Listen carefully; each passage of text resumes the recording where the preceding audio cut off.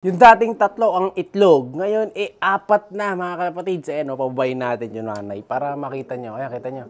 4 na inakay yan mga kalapatids, ang nililimliman yan. Ayan, 2 ulo. Ay, tumabi nung isa eh. Tabi. Ayun yung isa, nasa dulo. So, 1, 2. Baba muna natin. Ayun, nasa likod. O, 1, 2, 3, 4. 4 yan mga kalapatids. So, kita nyo, ang lalaki ng mga YB niya, 4. Ang nililimliman niya, mga kapatids. Napakadaming anak. Siya si Idol Madla, nakakahanga, may mga hawak, gandang linyada. Ika'y inspirasyon kung bakit hanggang ngayon ako'y palaging kumakarera. Pero napakasipag niyang magsubok talaga. Kaya nga ngayon, hinahanapan natin yan ng paglilipatan yung 2 anak. Kasi masyado ngang marami. So 4, malalaspag yung breeder natin. Ayan, pabuwasan natin unti-unti. Kahit isa, pa isa-isa, dalawa. Teka to, may sing-sing na ba to? Parang nakakalimutan ako ng 2 na to ah. Ay, may sing-sing na, ayan. May sing-sing na, akala wala pang ring eh. Tinitingnan natin, baka nakakalimutan ko na wala nang ring. Ito, umitlog na rin to, 2 na oh. Yung masili natin. Tapos, ito, wala pang itlog. So, hanapan natin ng ano yun, ng malilipatan ng anak na halos kasing laki na nila. So, bali, wala na nga rin pala yung isang grisel dito, yung pati, kasi napadala na natin kahapon. Ayan, oh. Yan, yung gratis sa nakadali. So, ang naiwan ditong young birds na lang, ito, 3, tapos yung isa, bukas dadali natin nga sa Tarlac. Dapat, ang toss natin kahapon, hindi tayo natuloy. Dahil nga ang lakas ng ulan kahapon, saka kanina umaga. So, bali, tuloy ang toss natin bukas sa Concepcion, Tarlac.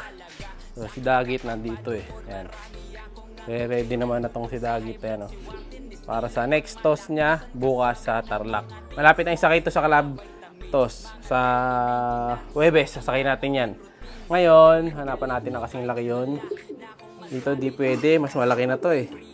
Kailangan yung kaedad lang. Ito, meron dito ng 2. Tingnan natin kung ano, halos ka size. Ito, ay, hindi pwede to. Ito, maliit yung 2 eh. Yan, maliit mga kalapatids oh. 2, bago pa lang yan. Hanapan pa natin ng kaedad niya.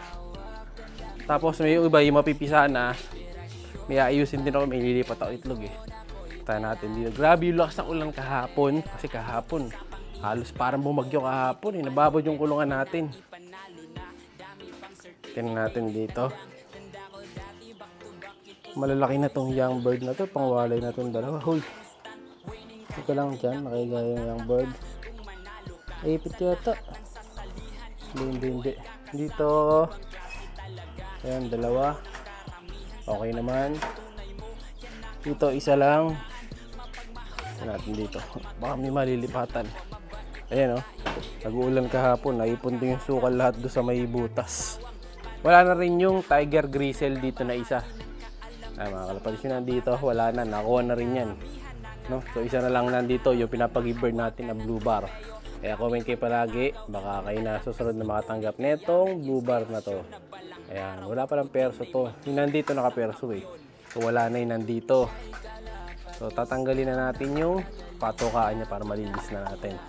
Ayun, nababad din ako dito kahapon. Ayun, kaya nabasa. Pati to, nabasa. Kasi lakas ng ulan kagabi.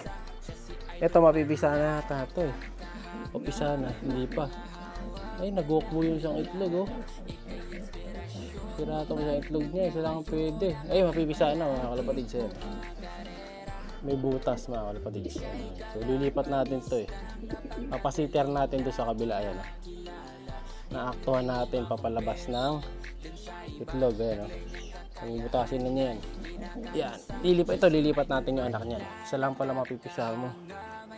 Ngayon ito, wala palang kasing laki yun. Ito may inbreak pa tayo dito eh. Pero hindi nila anak yan. Wala na palang kasing laki yun. Ito, may itlog na oh. So, itlog bali ito nung inbreak mga kalapatids. Ang laki ng itlog. Mahaba nga lang, pero good size naman. Ang laki. Ito, lilipat natin to sa loob mamaya eh. So, walang kasabay. Pag walang kasabay, wala, mapipilitan tayong hayaan lang siya dun. Susubukan ko na lang araw-araw ng mga dagdag patuka para hindi malaspag. Or, hindi mabansot yung dalawang anak. Na-check ko. Alagaan natin mabuti yun kasi anak ni Gobi yung dalawa dun eh. Kaya natin dito. Ayun o, naglagay pa nga tayo ng cover dito. Ayun o, nilagyan natin ng karton kagabi. Pero nababad pa rin si Dagid dyan. Yan, nilagay na natin dun. Ilipat natin para sure. O, hanap tayo ng isa. Wala tayong mapaglagyan mga kapatids. Isang anak. Dito ba? Eh, ito napisa na rin mga kapatids. Bagong pisa o. Ayun o, tinatanggal na niya yung shell. Huling-huli sa akto, bagong pisa. Tapos dito, eto ba? Eto pwede to. Pwede lagdagan ng isa to. Pwede to, try natin dagdag dito isa kung halos kasi laki. Kaso may singsing na to eh. Isa wala pa, 5'4". Walang nakasabay. Ito ang kasabay no mga kalapatid. Yung isa na to, ito.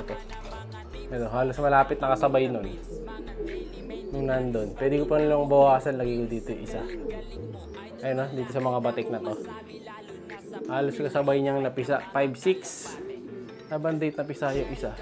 Kailangan match kasi yung mga date. Hindi ko na nasulat dito.